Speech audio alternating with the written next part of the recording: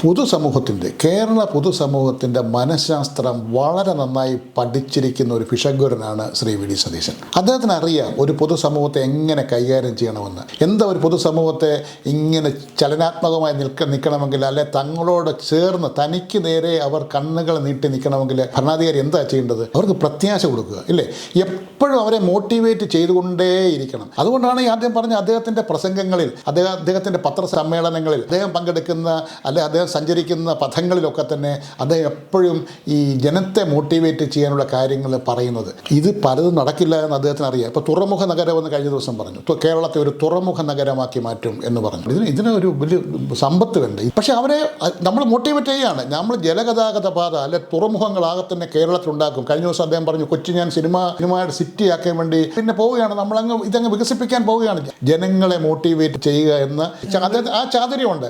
അങ്ങനെ അദ്ദേഹത്തിൻ്റെ ഓരോ ശരീരഭാഷയിലും ഓരോ സംസാരത്തിലും നമ്മൾ വലിയൊരു സംഭവമാക്കി മാറ്റാൻ വേണ്ടി പോവുകയാണ്. കേരളം അങ്ങ് വലിയ മാറ്റത്തിലേക്ക് പോവുകയാണ്.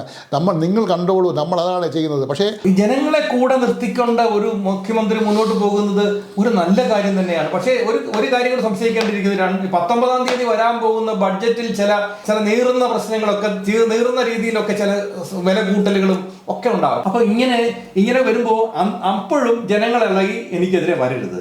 കാരണം എനിക്ക് ലക്ഷ്യമുണ്ട്, ആ ലക്ഷ്യത്തിലേക്ക് ഞാൻ നിങ്ങളെ കൊണ്ടുപോവാണ്. നിങ്ങൾ ശല്യം ചെയ്യാതെ മിണ്ടാതെ അടങ്ങിയിരിക്കണം. അവിടെ വന്നു കഴിഞ്ഞാൽ ഞാൻ നിനക്ക് ബേക്കറി നിന്നെ സാധനങ്ങൾ വാങ്ങിച്ചു തരാം, അതുകൊണ്ട് നീ എന്റെ കൂടെ മിണ്ടാതെ വണ്ടിയെ കയറി വരണം എന്ന് പറയുന്ന രീതിയിൽ ജനങ്ങളെ കൊണ്ടുപോകണം. പക്ഷെ അത് ഒരു ചാതുര്യമാണ്.